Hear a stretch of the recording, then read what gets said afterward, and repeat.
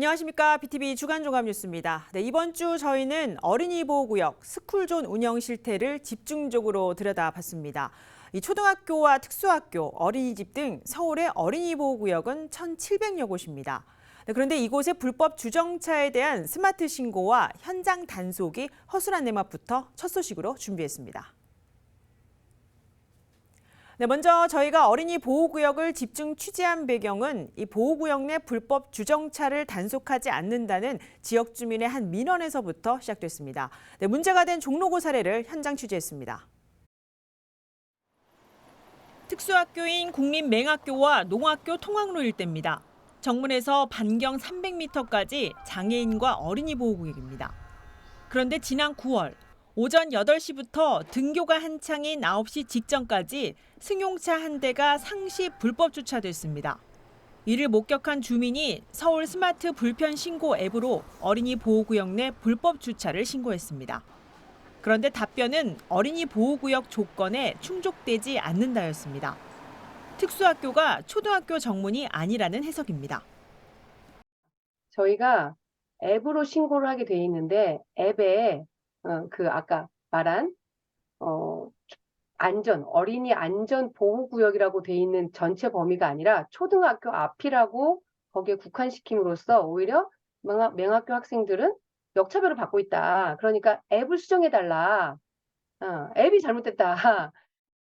취재 결과 스마트 앱 신고는 자치구 주차 단속팀이 아닌 스마트 불편 신고 전담팀이 대응하는 것으로 확인됐습니다. 불법 주정차 단속 대상을 제대로 명시하지 않다 보니 자치구도 민원 대응에 어려움이 따릅니다. 시민신고제에 의한 단속은 시민이 직접 사진을 찍어서 과태료가 부과되는 반면 전화 또는 인터넷으로 민원을 제기하시게 되면은 저희 주차단속 공무원이 해당 민원 지역을 방문해서 주차단속을 이행하고 있습니다. 시민신고제를 담당하고 있는 주무관의 자세 사항은 좀 문의하시기 바랍니다. 같은 민원의 행정안전부는 어린이 보호구역 단속 시간과 장소를 자치구가 조정할 수 있다는 답변만 돌아옵니다. 서울시나 행정안전부의 엇갈린 대응에 불법 주정차 단속 통합제도가 필요하다는 지적입니다. 엇갈리고 있다면은 통합하는 어떤 행정체가 있든지 그게 아니면은 유기적으로 서로가 어떤 규정이 개선되거나 상황이 바뀌면은 서로 간에 피드백하는 그런 어떤 행정체계가 또 만들어지든지 어떤 식으로 같이 물려서 가야 된다고 저는 봅니다.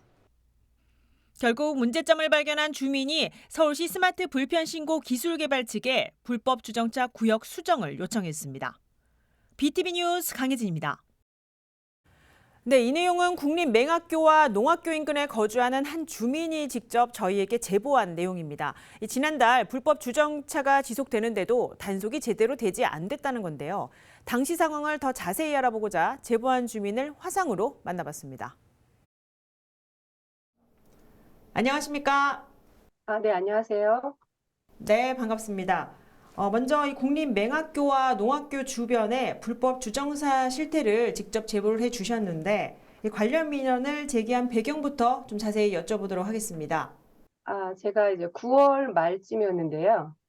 아이들이 등교 시간에 맹학교 앞에서 이제 헤어지거든요, 보통. 이제 잘 갔다 와라 이렇게 하는데 거기에서 이제 정문 바로 좌측에 차량 한 대가 계속 서 있길래 시간도 8시 그때 한 40분쯤 됐어요. 그래서 그 스마트 앱 신고가 있거든요. 생활불편 신고라고. 그걸로 촬영을 1분 간격으로 하고 이제 신고를 했던 상황인데 답변이 의외로 제가 생각지 않은 답변이 와서 제가 요거를 조금 조사하게 됐어요. 네, 서울시가 운영하는 이 서울 스마트 불편 신고 앱에 직접 신고를 하셨고 또 안전신문고에도 관련 내용을 제기한 답변이 있었는데 좀 내용이 달랐다고 들었습니다. 관련 답변 보시고 좀 어떠셨나요? 이제 앱으로 신고할 당시 신고하는 내용에는 이게 불법 주정차가 아니라는 거예요. 그래서 이거 어린이 보호구역인데 왜 아니냐라고 여쭤봤더니 여긴 초등학교 정문이 아니다라는 거예요. 그래서 제가 말이 안 된다. 왜냐면 이게 어린이 보호구역이다. 어린이 보호구역의 법 안에 보면은 어린이집, 유치원 그리고 뭐 초등뿐만 아니라 특수학교도 다 포함돼 있다. 이렇게 말씀을 드렸더니 그런데 앱에 그 신고 앱에서 보면 초등학교 앞이라고 이렇게 명시가 돼 있기 때문에 이거는 앱으로 신고했기 때문에 단속 대상이 아니라는 거예요. 그래서 제가 그러면 이거는 전화로 신고를 했었어야 되는 건가요? 라고 여쭤봤더니 맞다고. 그러면 현장에 단속반이 왔을 때는 단속이 됐을 거다라고 말씀하시는 거예요. 근데 그 시간이 아시다시피 공무원들이 출근하는 시간이 아니었고 전화를 해서 또 출동하는 시간에 이미 이제 시간이 많이 지나서 또 항상 답변이 오기를 현장에 가봤더니 없었습니다. 이런 답변이 항상 돌아왔었거든요. 그래서 제가 생각한 거는 스마트 앱에서 좀 간소화하기 위해서 설명을 간략하게 설명하는 그런 오류를 범하지 않았나. 그냥 어린이 보호구역이라고 전체를 포괄하는 그 법 그대로 명시했다고 하면 앱으로 신고하든 전화로 해서 단속반이 오든 똑같이 불법 주정차라는 범위 안에 들어갈 텐데 앱이 그거를 국한시켜버리는 오히려 사각지대를 앱이 만들어버리는 상황이다라고 생각이 들었어요.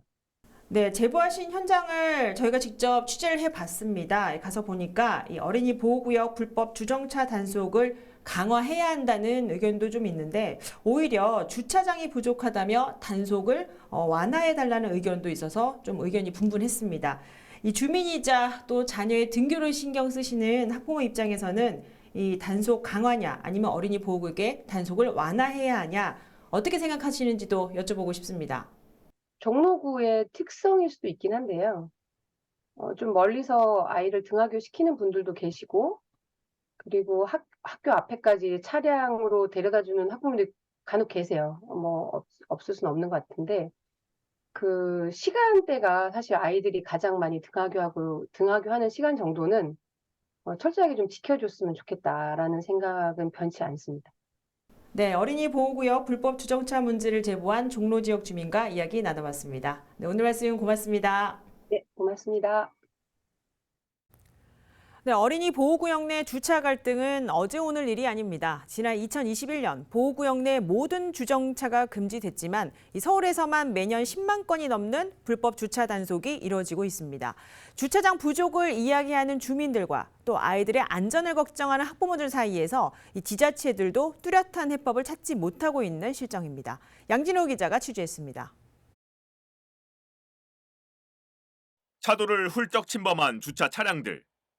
인도에 세워진 대형 트럭과 승용차. 지난달 도봉구의 한 초등학교 등굣길 현장입니다. 그러니까 차들이 여기 저렇게 오다가 이렇게 대면 차 멈추니까 애들이 차도 일단 나와야 되니까 인도를 여기다 차를 한두 대 대놔 버린다고. 그러면 결국은 일로 올 수가 없잖아요.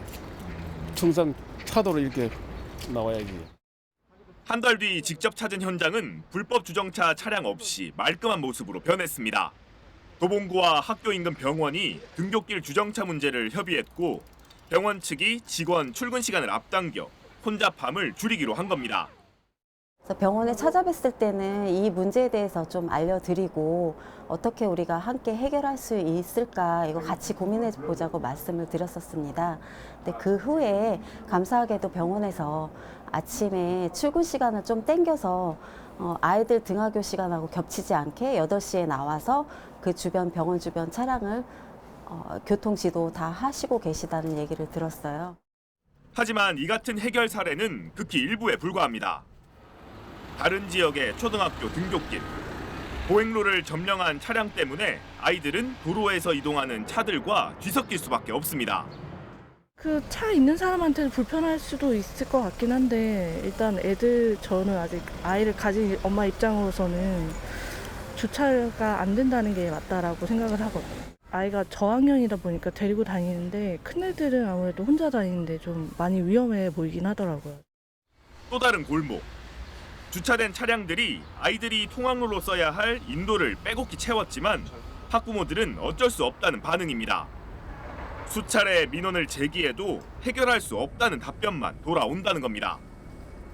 실제 이곳은 통학로 주정차 문제로 수차례 언론 보도 대상이 됐지만 여전히 똑같은 문제를 안고 있습니다.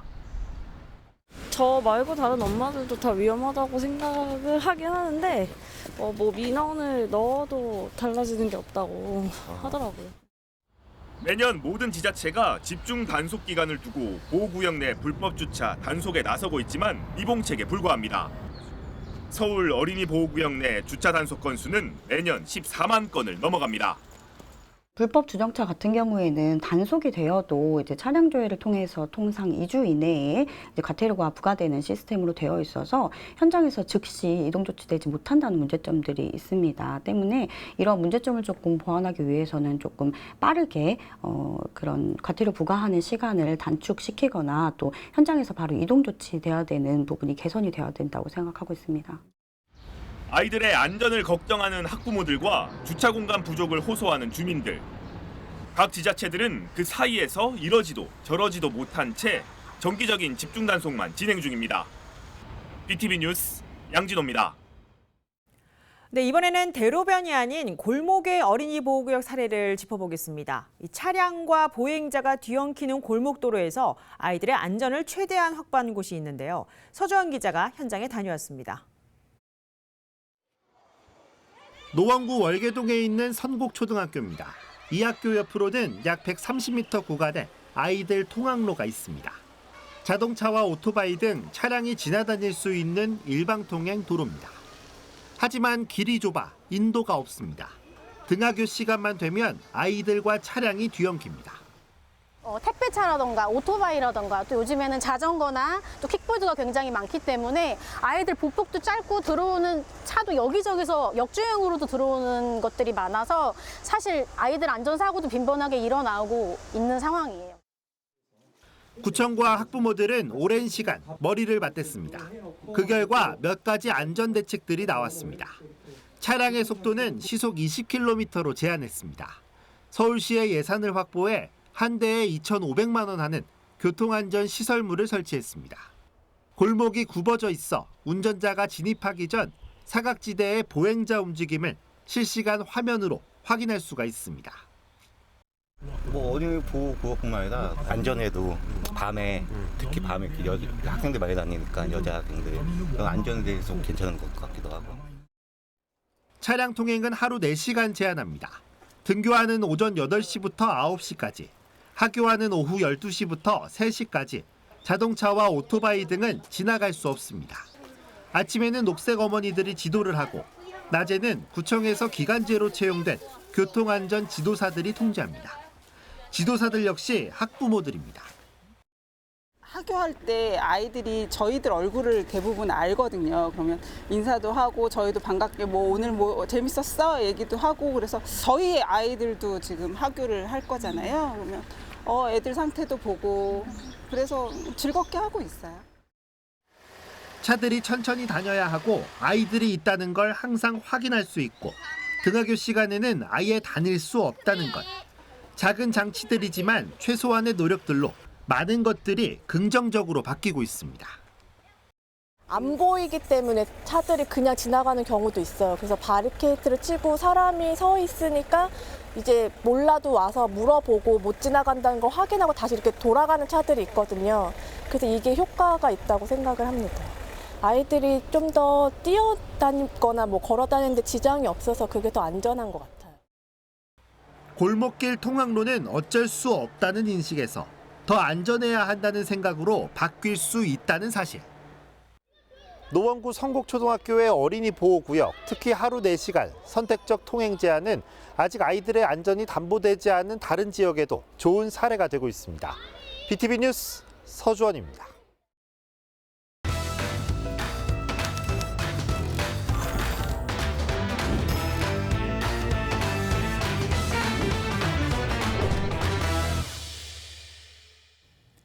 학생과 학부모 등 교육 주체가 말하는 능동적인 교육 소식 학부모 수첩입니다.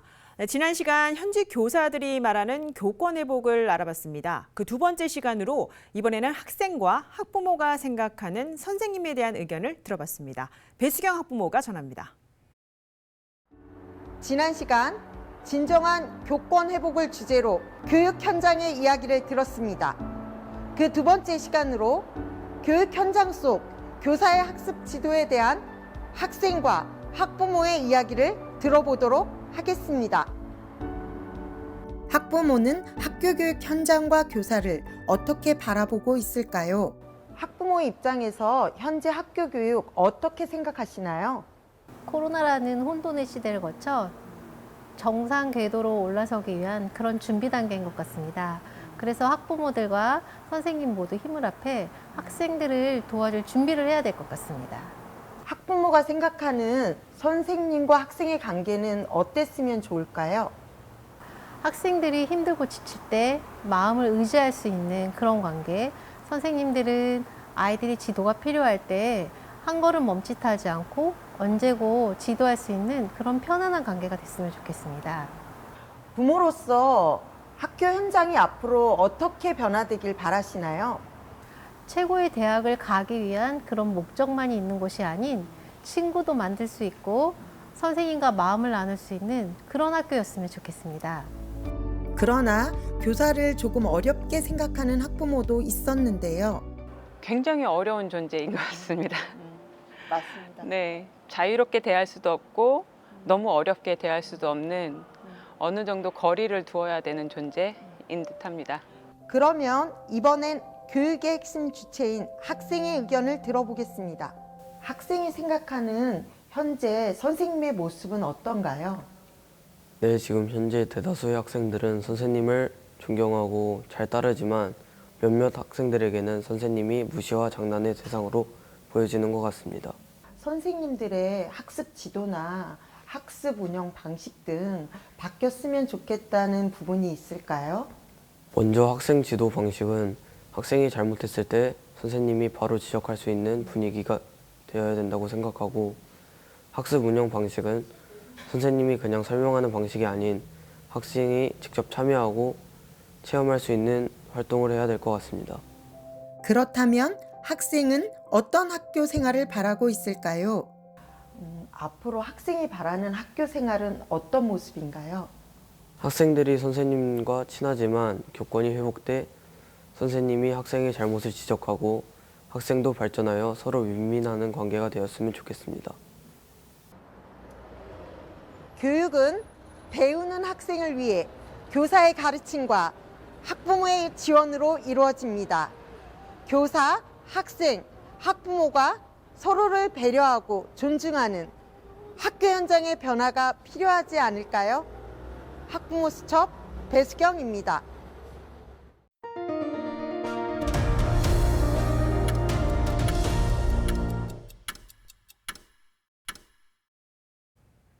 네, 지상파에서는 잘 다루지 않는 지역 소식을 다양하게 전하는 매체가 있습니다. 바로 지역 종합 유선 방송인데요. 공익적인 역할을 하고 있는 만큼 이 공적 영역에서 지역 종합 유선 방송을 지원하는 방안이 서울에서 추진되고 있습니다. 서울시 의회에서 관련 토론회가 열렸는데 김대우 기자가 전해드립니다.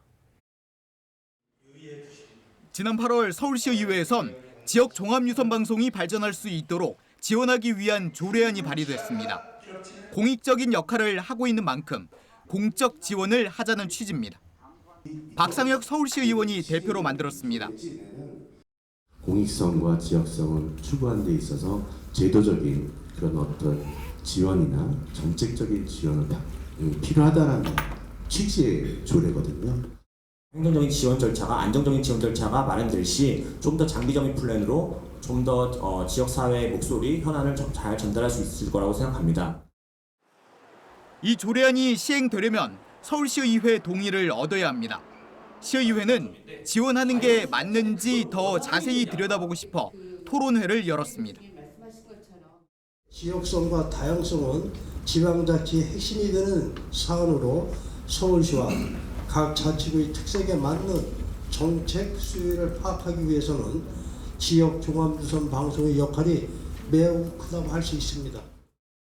종합유선 방송은 일찍부터 지상파와 같은 거대 언론이 포착하지 못하는 지역의 세밀한 부분을 파고들어서 지금까지 성공해왔습니다.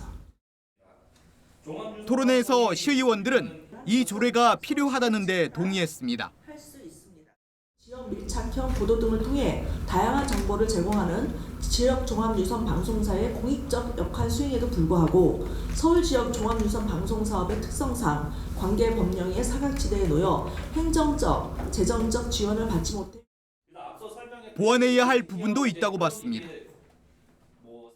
정치적 중립성이 확실하게 보장될 수 있고 그리고 그런 장치가 제도적으로 구비가 됐다 하면은 지방자치 특화 언론으로서 경쟁력 확보의 근거는 물론 지원의 근거도 시민들이 느끼기에 합당하다. 서울시의회가 이 조례안을 통과시키면 서울시는 행정적, 재정적으로 서울 지역 종합유선 방송을 지원할 수 있게 됩니다. 서울시 측은 토론회에서 논의됐던 내용과 다른 지자체 사례, 관련 법령 등을 종합적으로 검토해 지원 방안을 고민하겠다고 밝혔습니다. BTV 뉴스 김대우입니다.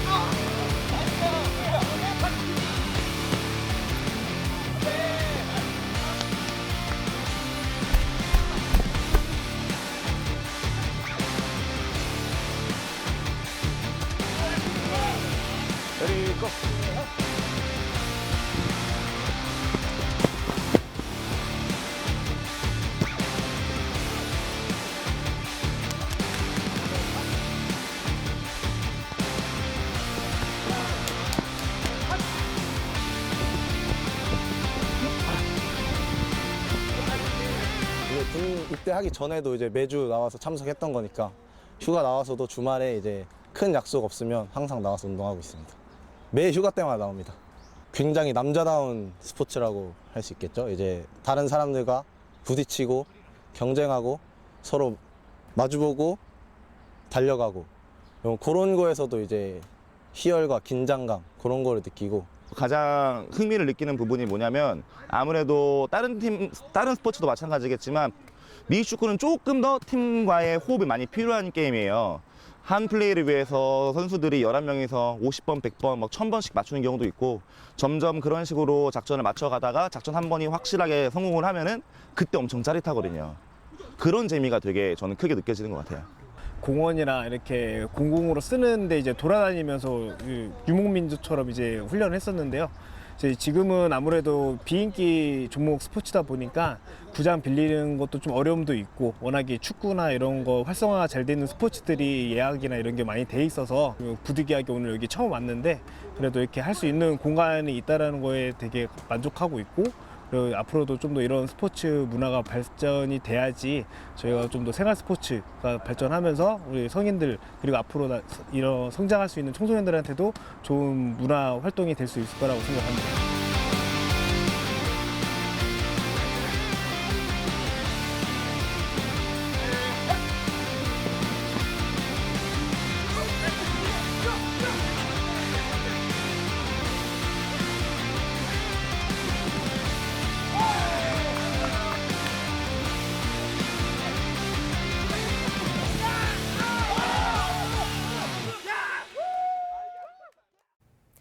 네, 10월도 막바지에 접어들었습니다. 네, 짧지만 가을 향기 만끽하는 여유를 가지시기 바랍니다. 네, 저희는 지역 주민, 더 나아가 서울 시민의 가치를 담은 소식으로 다음 주 찾아뵙겠습니다. 건강한 주말 보내시기 바랍니다. 네, 시청해주신 여러분 고맙습니다.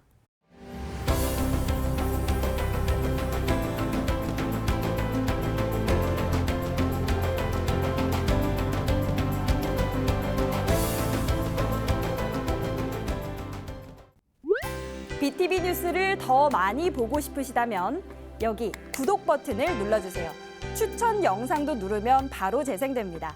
또 다양한 서울 소식을 보고 싶으시다면 휴대폰에서 가지 앱을 다운로드해보세요.